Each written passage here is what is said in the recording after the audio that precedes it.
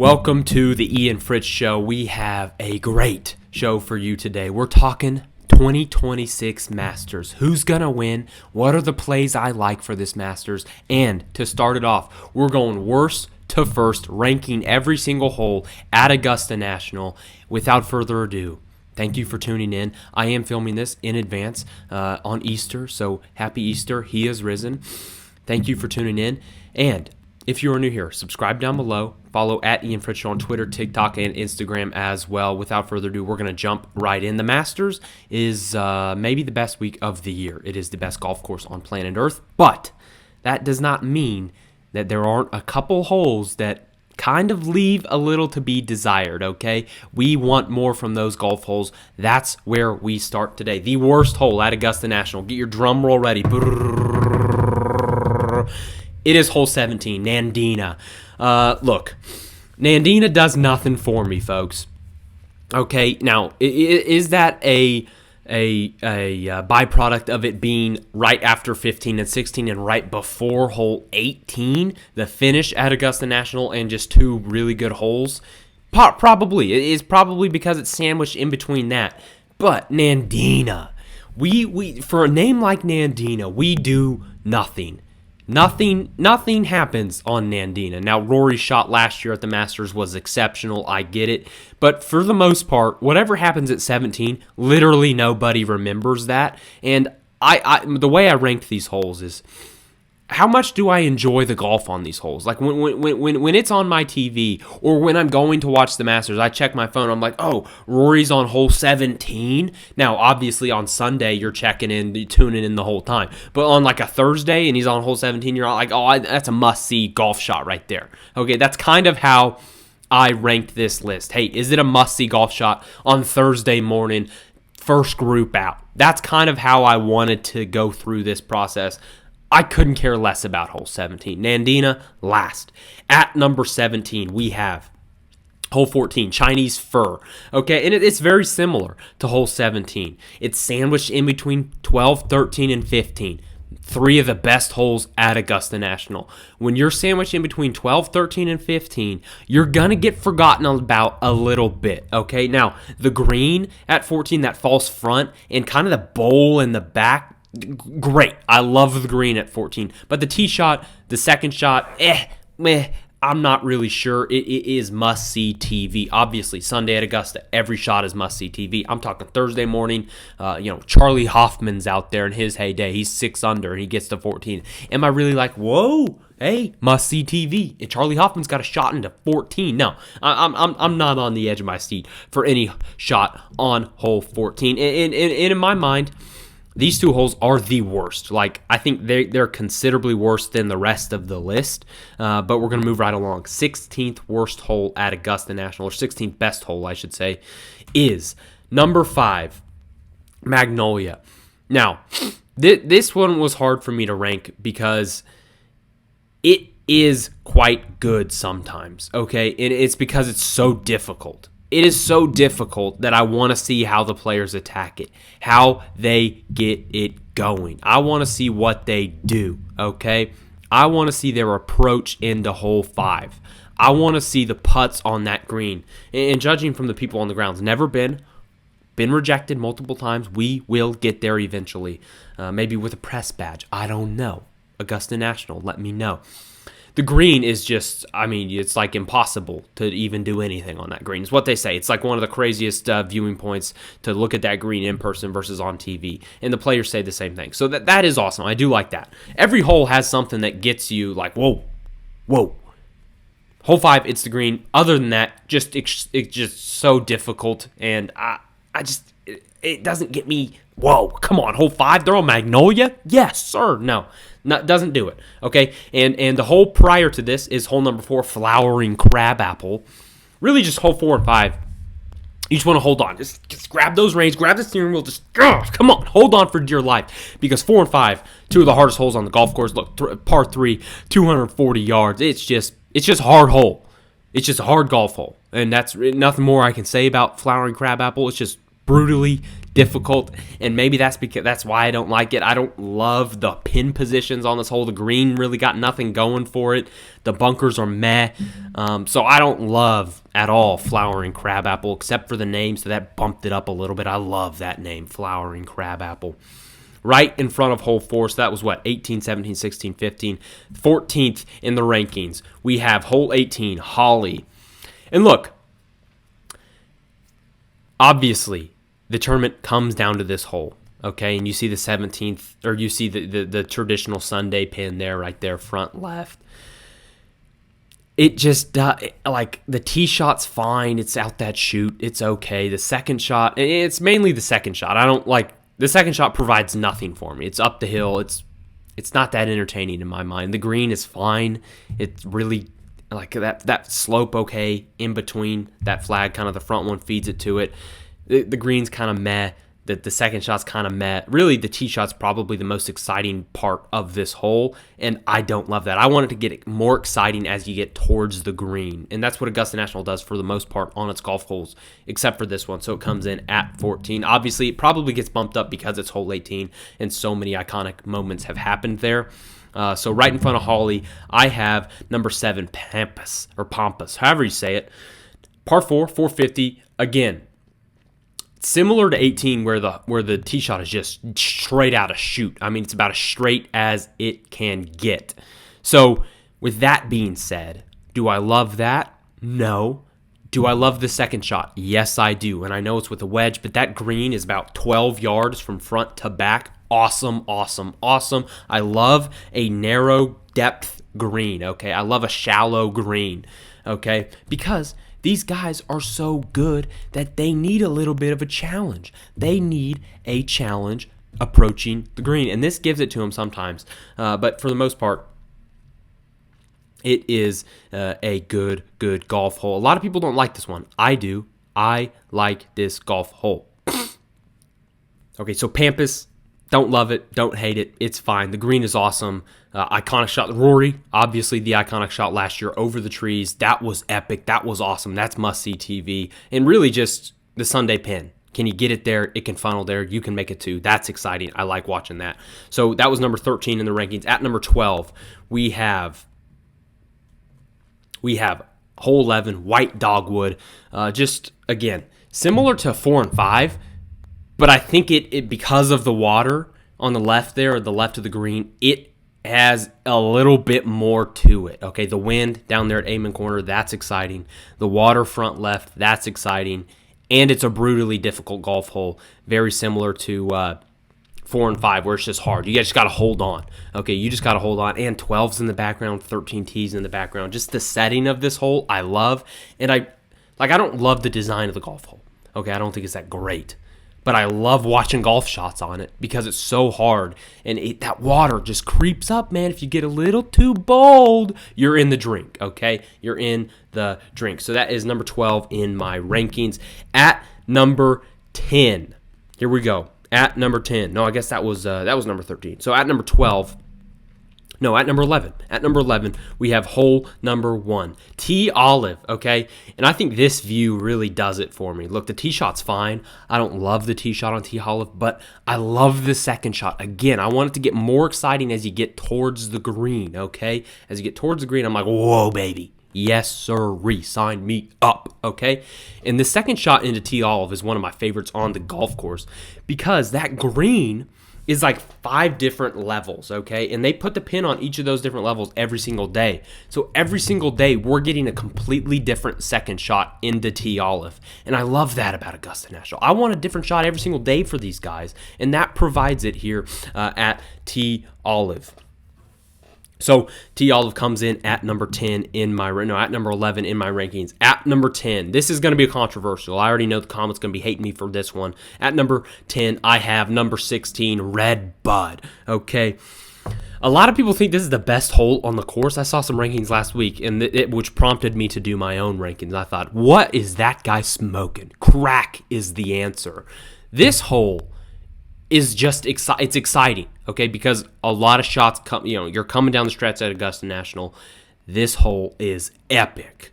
Could it go in the water? Yes, maybe. I don't know. not a lot of balls go in the water, to be honest. That's not that exciting. The green, when they first designed this golf hole, used to be on the left side of this. It was not a pond. It used to be on the left side of this, and it was like a little creek. So imagine like you're on hole 11 green, and you're teeing off to hole 12 green. So the green runs kind of vertically along the creek, and the bunkers were on the left side of that green. So kind of where those bushes are, up there on the left side, and where that shadow is from that tree behind 15 green, that's where the green would have been.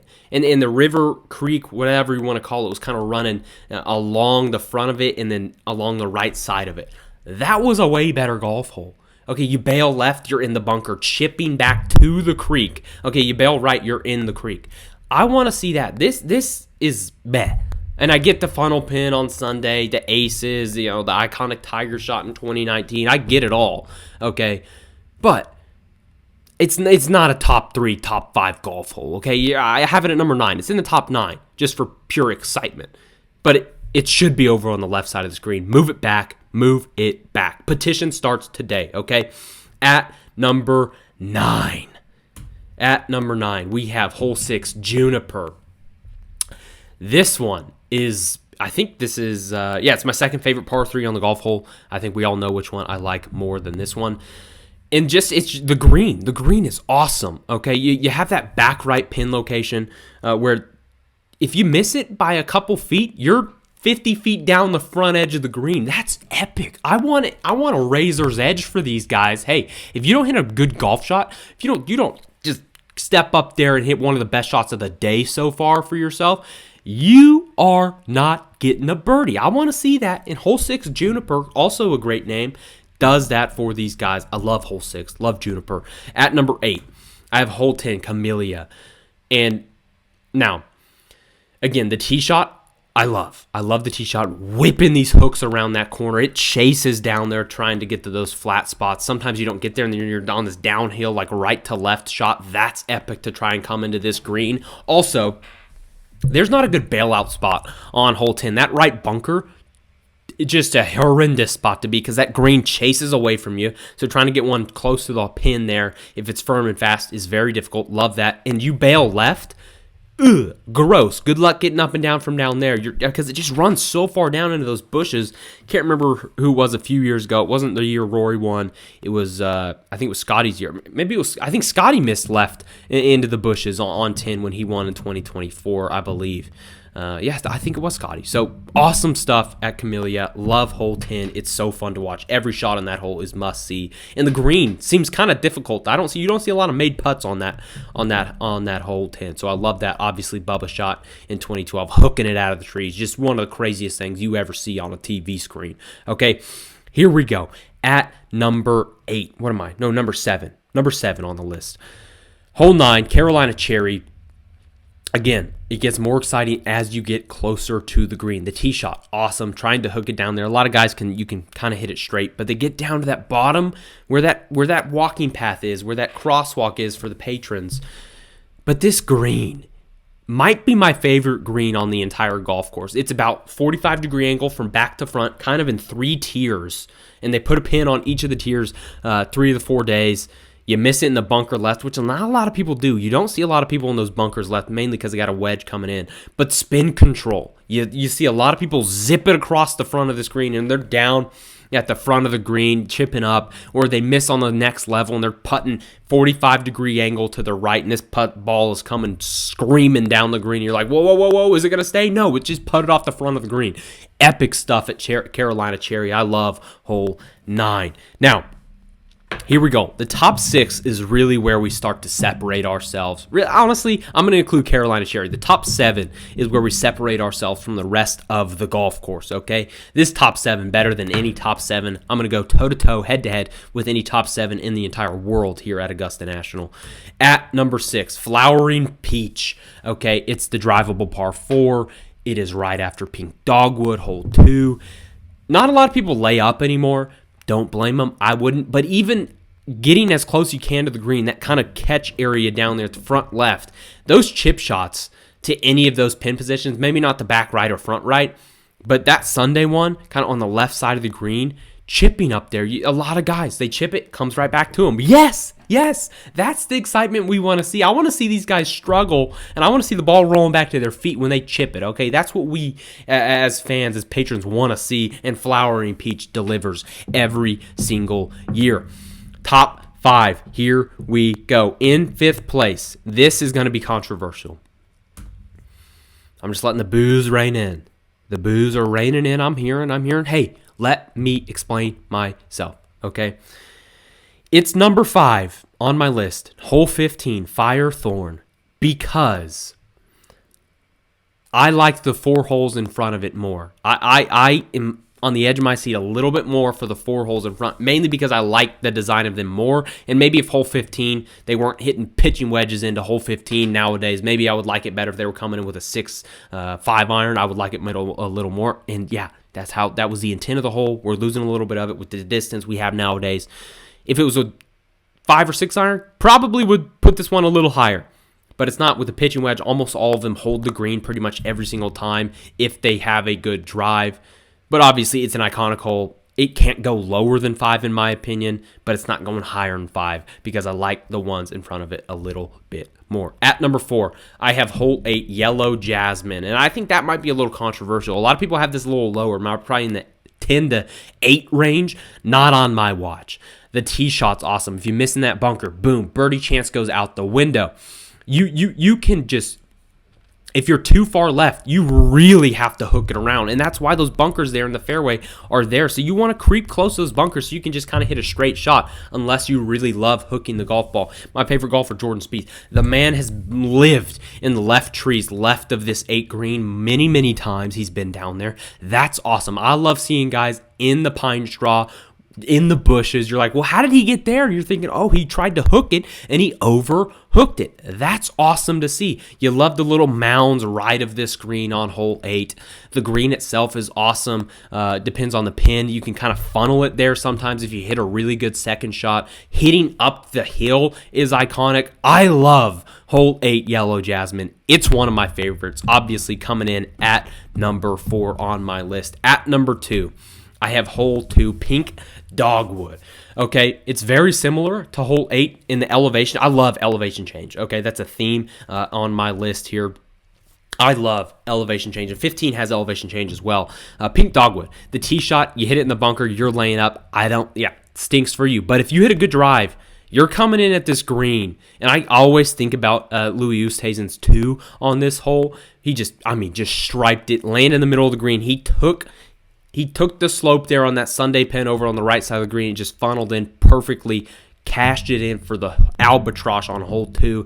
Both of the bunkers, I love seeing guys. If you're in the wrong bunker, I love seeing them in the wrong bunker, short-sided. It's awesome to see them try and get up and down from there. And just the green shape, I love the slopes of the green. It always provides fireworks. This is probably the most gettable par 5 in my mind, maybe hole 13 nowadays, but I love Pink Dogwood. The top 2, if you know anything about Augusta National, you know which 2 they will be, but you do not know the order they will be in, and that is what I'm about to reveal to you. At number 2 on my list, I have hole 12, Golden Bell. Okay, is it the best par 3 in the world? Probably so, but in my mind, a better par 5. The best par 5 in the world is better than the best par 3 in the world. But they're back-to-back. Golden Bell coming in at number 2. And if I didn't love Jordan Spieth so much, and if he didn't dump 2 into the water there in 2016, it might be number 1 on my list. So I'm docking it a little bit for that. Golden Bell, not my favorite name, so it's getting docked for that as well. But pure design, yeah, it's incredible. It's always coming down the wire. Yesterday, Augusta National Women's Amateur. Asterisk tally. I'd been a fan of hers for about 10 minutes. She bogeyed 11. She's still got a 1-shot lead. I'm thinking, come on, Asterisk, let's get the ball on the green. She flies the green, hits in the bushes, rolls into the bunker, and then she just chips 2 into the bunker.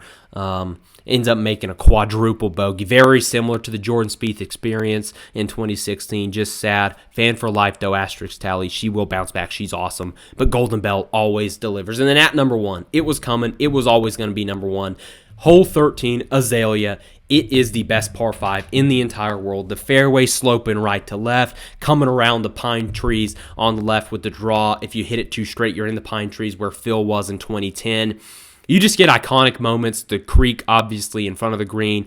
Sometimes the ball stays up on that hill, sometimes it doesn't. I heard Bones, caddy for Phil Mickelson in 2010.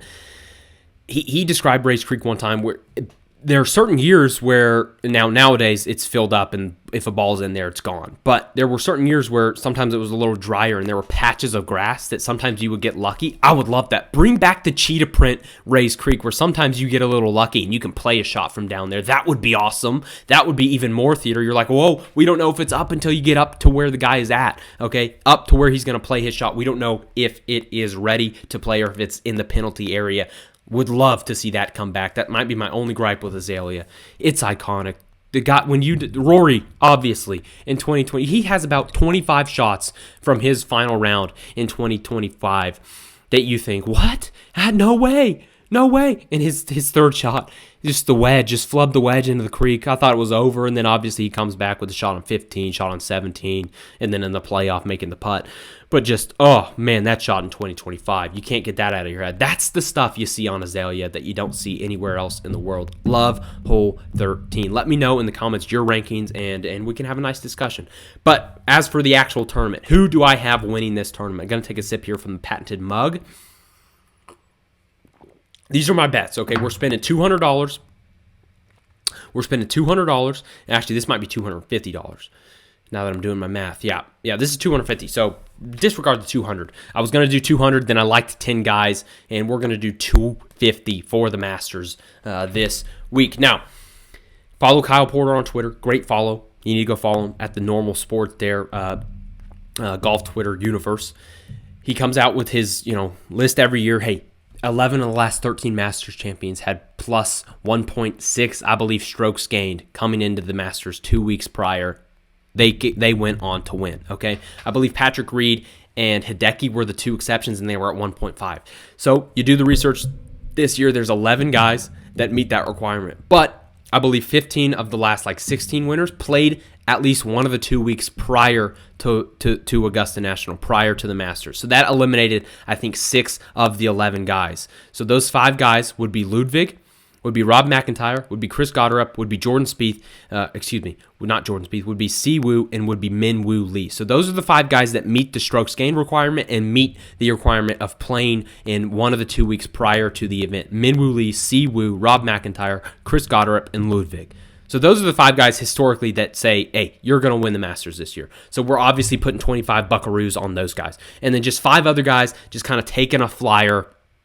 I'm going to roll with one of those other 5 guys. Sepp Straka, dude's a good golfer. He could get it done this week. Obviously, I have to ride with Jordan Spieth every single week. We will never miss on Jordan Spieth. When he wins again, I will always bet on Jordan Spieth. As for my outright winner, I believe my outright winner is going to be Ludwig Åberg. I think he's going to get it done. This is the year he breaks through. He's been close every single year. The dude's awesome at golf. He gets it done. Thank you so much for tuning in, ladies and gentlemen. If you are new, subscribe down below at Ian Fritts Show, and then follow at Ian Fritts Show on Twitter, TikTok, and Instagram as well. I love you guys. Bye. This is going to run it all the way back. Auburn's going to win the football game. Auburn's going to win the football game. He ran the... Whoa, he has trouble with the snap, and the ball is free. It's picked up by Michigan State.